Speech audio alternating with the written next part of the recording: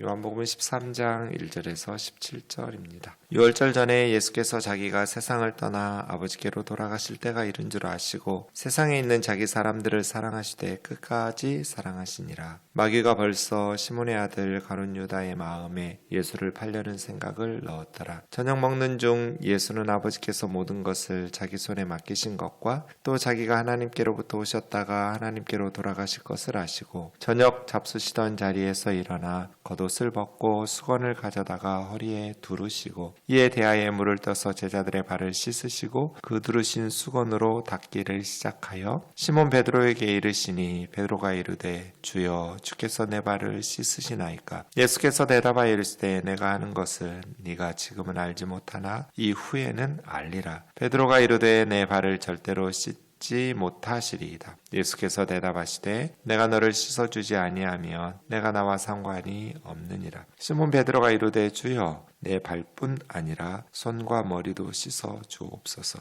예수께서 이르시되 이미 목욕한 자는 발밖에 씻을 필요가 없느니라. 온 몸이 깨끗하니라. 너희가 깨끗하나 다는 아니니라 하시니 이는 자기를 팔자가 누구인지 아심이라. 그러므로 다는 깨끗하지 아니하다 하시니라. 그들의 발을 씻으신 후에 옷을 입으시고 다시 앉아 그들에게 이르시되 내가 너희에게 행한 것을 너희가 아느냐. 너희가 나를 선생이라 또는 주라 하니 너희 말이 옳도다. 내가 그러하다. 내가 주와 또는 선생이 되어 너희 발을 씻었으니 너희도 서로 발을 씻어주는 것이 옳으니라. 내가 너희에게 행한 것 같이 너희도 행하게 하려 하여 본을 보였노라. 내가 진실로 진실로 너희에게 이르노니 종이 주인보다 크지 못하고 보냄을 받은 자가 보낸 자보다 크지 못하니 같이요 너희가 이것을 알고 행하면 복이 있으리라. 아멘.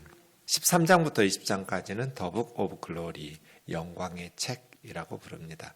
새로운 단락이 시작된 것이죠. 이 새로운 단락은 십자가와 부활의 내용을 담고 있는데 십자가 하면 영광하고는 좀 거리가 멀 것 같지만 요한복음에는 계속 영광이라는 단어를 사용합니다. 영광이라는 단어의 뜻은 하나님이 드러내실 때 하나님이 어떤 분인지 나타나는 것을 영광이라고 말합니다. 출애굽하고 광야 40년 동안 불기둥 구름기둥으로 하나님께서 하나님 자신을 드러내실 때 우리가 하나님의 영광을 보았다. 하나님의 영광이 일어나셨다. 앞서 가셔서 우리가 또 따라가는. 이럴 때 하나님의 영광, 하나님이 어떤 분이신지를 드러날 때 하나님의 영광이라고 말하거든요. 하나님이 어떤 분인지 드러나기만 하면 우리는 하나님을 경배하고 찬양하고 높이고 하나님께 영광을 돌릴 거잖아요. 그래서 하나님의 임재, 하나님의 나타나심 이런 걸 영광이라고 그래요.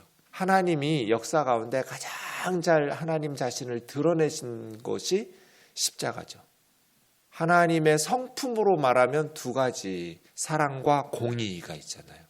하나님의 사랑이 가장 잘 나타난 사건이 뭐예요? 십자가에서예요.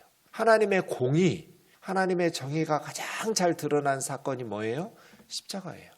그래서 13장에서부터 20장까지는 영광이 아니라 수치와 모욕과 멸시천대 이런 단어가 많이 나올 것 같지만 사실은 영광이라는 단어가 가장 많이 나와요. 그래서 성경학자들이 더 북 오브 글로리 이렇게 부르죠. 영광의 책이 시작되는 1절 보세요.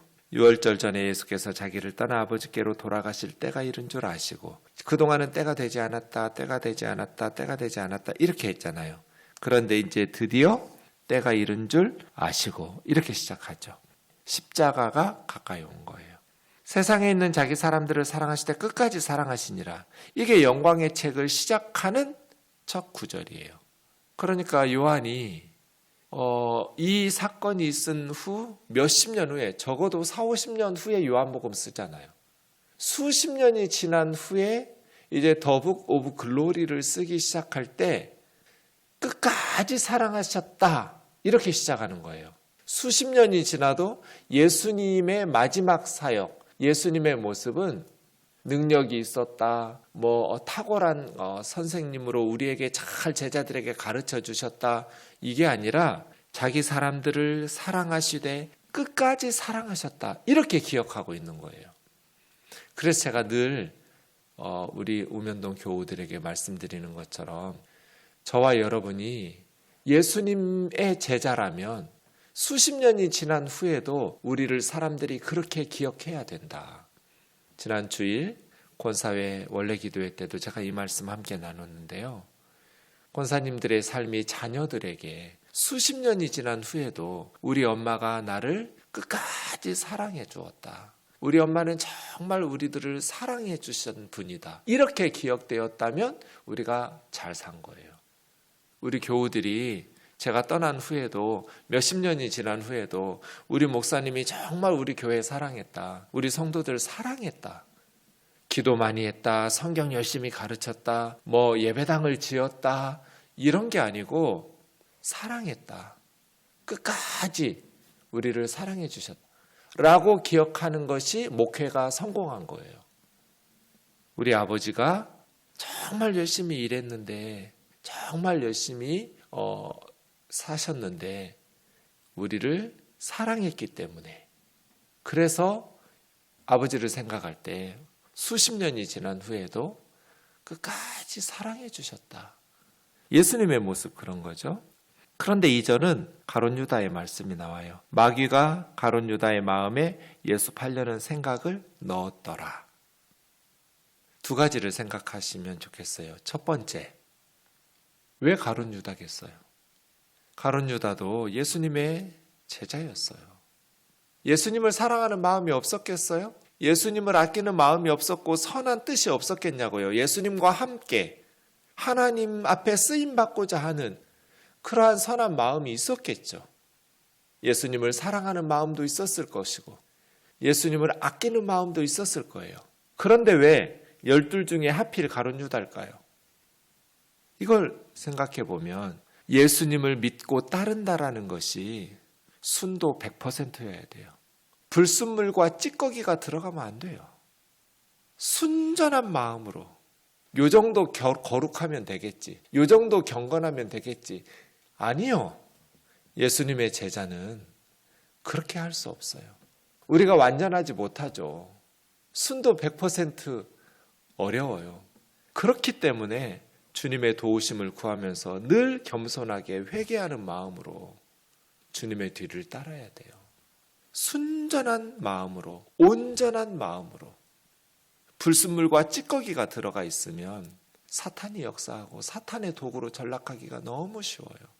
우리 속에 예수님을 섬기고 예수님을 위해서 사역할 때 온전히 예수님의 영광을 추구해야 돼요.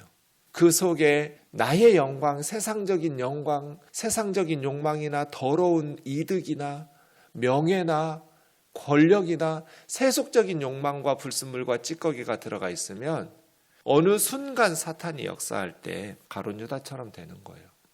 두 번째 생각해야 될 것은 마귀가 가룟 유다 마음에 예수 팔려는 생각을 넣었어요. 그럼 어떻게 해야 될까요?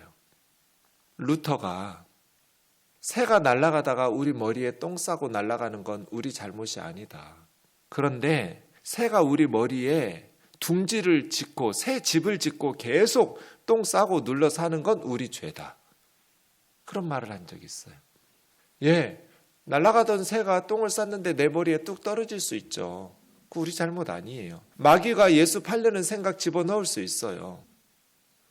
그게 마귀가 하는 일이잖아요. 사탄이 하는 일이에요. 그럼 어떻게 하면 돼요? 머리 감으면 돼요. 머리 깨끗하게 감아버리면 되잖아요. 이걸 뭐라고 해요? 회개라고 해요. 가룟 유다 마음속에 이런 생각을 사탄이 집어넣었으면 예수님이 옆에 있잖아요. 예수님 앞에 상담하고 예수님 앞에 회개하면서 예수님 왜 자꾸 십자가에 죽으려고 하세요? 그럼 우리 이스라엘은 어떻게 돼요? 우리 제자들은 어떻게 돼요? 예수님 저는 이해가 안 돼요. 왜 예수님이 그렇게 십자가를 향해 가는지, 왜 죽으셔야 된다고 말하는지 그렇게 하지 않으시면 안 돼요? 그러다 보니 제 마음속에 사탄이 역사해요. 예수님을 배반하고 싶어져요. 예수님을 팔아먹고 싶은 생각이 들어요. 그렇게 예수님에게 상담하고 도움을 구하고 회개하고 머리를 감아버려야 하잖아요. 왜 계속해서 그 사탄의 생각을 품고 그걸 키워가냔 말이에요. 하나님의 뜻, 하나님의 말씀은 성경에 있죠. 성경을 통해서 하나님의 말씀을 듣고 성경을 읽으면서 설교를 들을 때 하나님의 말씀들이 우리에게 선포돼요. 그런데 그 말씀들이 선포될 때 우리의 생각이 그 말씀과 다르게 갈 때 사탄의 생각이 새가 날아가다가 내 머리 위에 똥 싸고 날아간 거잖아요.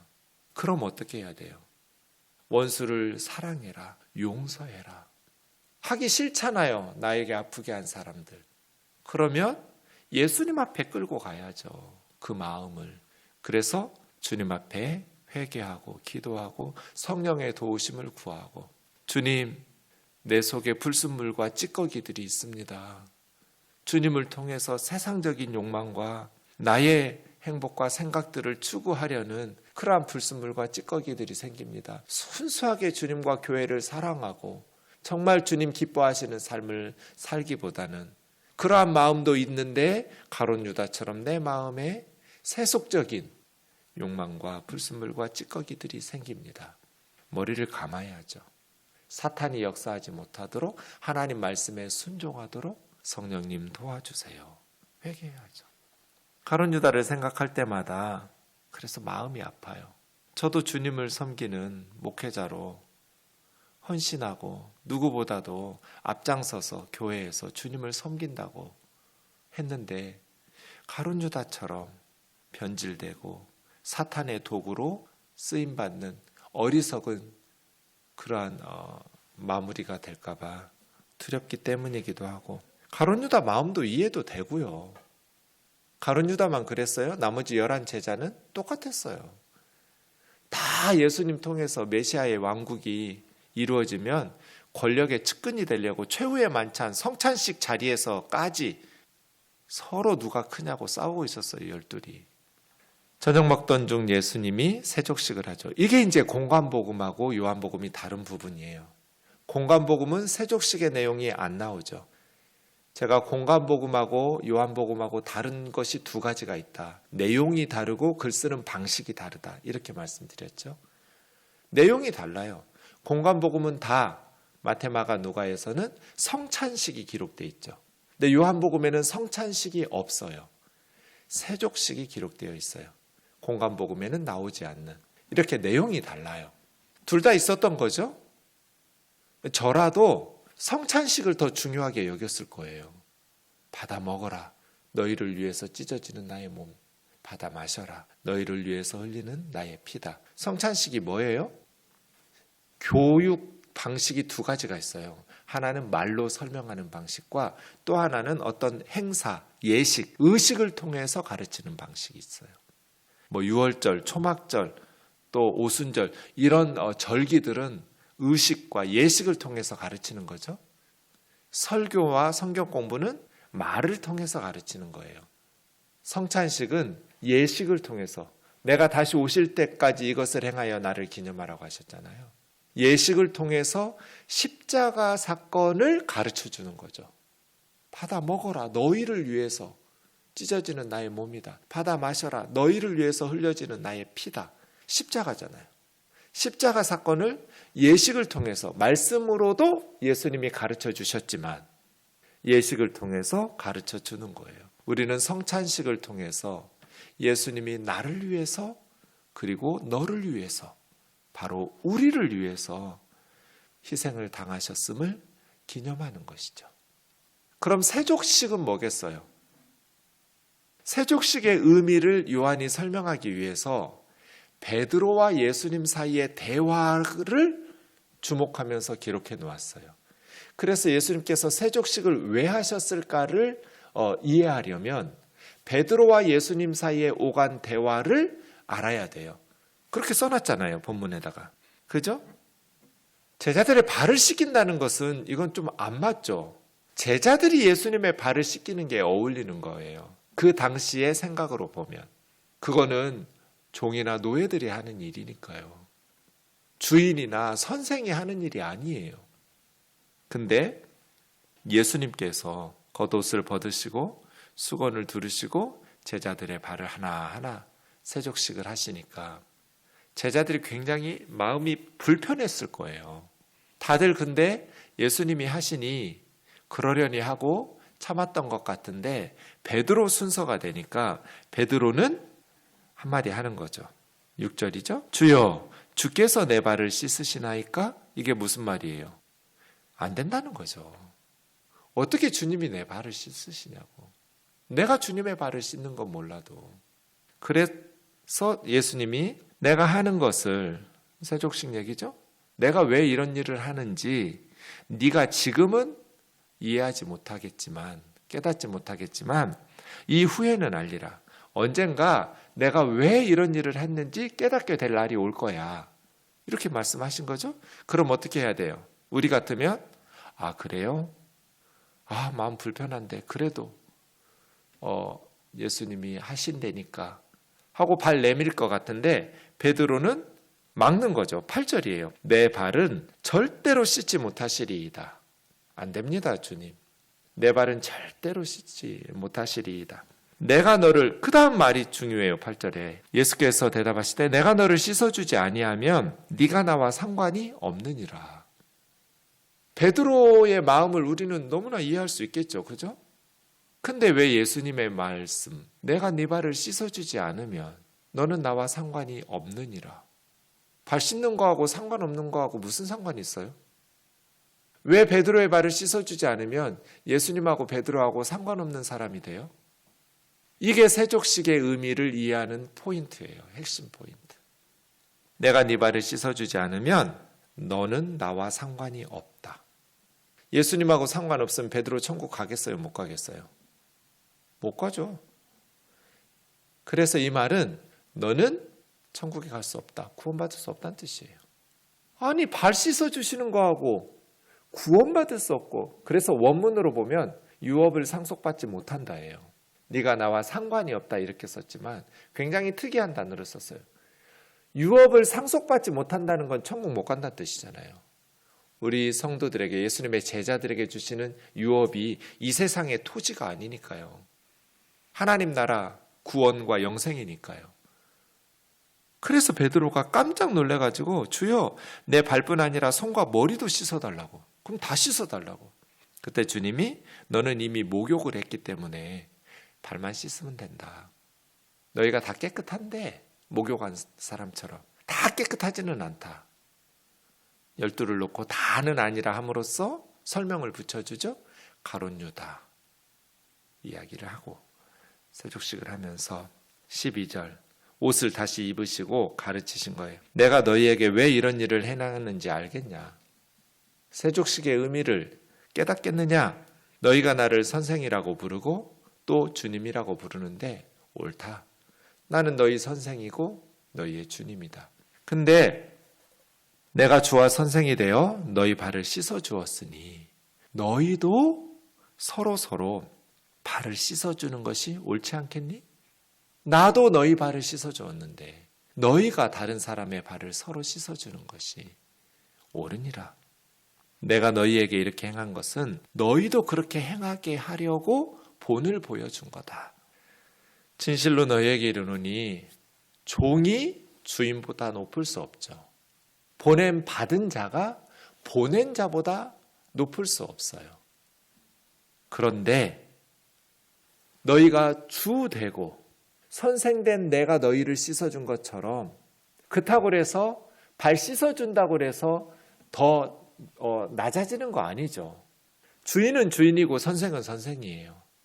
그런데 이런 것을 알고 행하면, 그럼에도 불구하고 이것을 깨닫고 행하면 복이 있을 거라는 거예요. 예, 낮은 사람이, 종들이 주인의 발을 씻어주는 것, 제자가 선생의 발을 씻어주는 거는 아무 변화도 없어요. 이 세상에. 세상은 그런 거잖아요. 노예가 주인의 발을 씻어주죠. 그런데 주인이 노예들의 발을 씻어주고 선생이 제자들의 발을 씻어주면 세상이 뒤집어져요. 그렇지 않아요? 종들이 주인의 발 씻어주는 건 아무 변화도 없어요. 세상은 지금도 그러고 있으니까. 그런데 주인이 종들의 발을 씻어주기 시작하면 세상은 천국으로 변한다니까요. 예수님이 그렇다고 해서 주인이 노예가 되는 거 아니에요. 선생이 제자가 되는 거 아니죠. 이것을 알고 행하라는 거예요. 저는 이것이 세상의 소금과 빛이 되는 삶의 방식인 것 같아요. 우리가 어떻게 세상의 소금이 되고 빛이 돼요? 빛이라는 것은요, 에너지가 높은, 자기가 소유하고 있는 에너지를 발산해요. 그래서 낮은 단계의 수준으로 내려오면 떨어진 에너지만큼 빛이 나와요. 높은 자리 그대로 있으면 빛이 안 나와요. 자기가 낮추는 만큼 그만큼 빛이 돼요. 이게 물리학적인 법칙으로도 맞는 말이에요. 우리가 낮아지는 만큼 빛이 발산돼요. 예수님이 하늘 보좌 버리시고 이 땅에 오셨잖아요. 그래서 세상에 비친 거예요.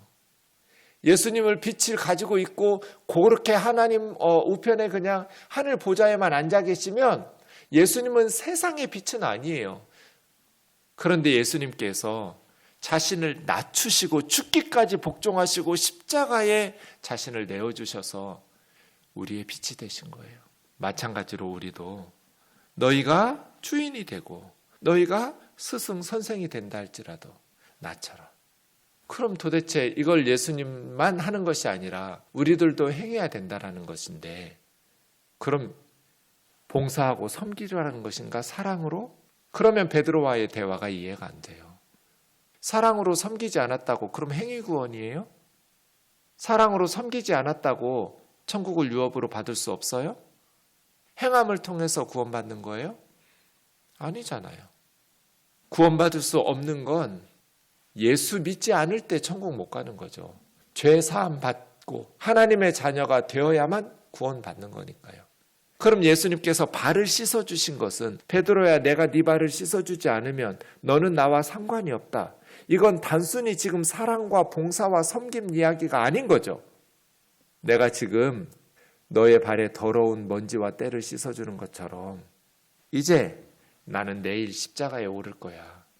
내가 흘리는 그 십자가의 피는 너의 더러운 죄를 씻는 거야.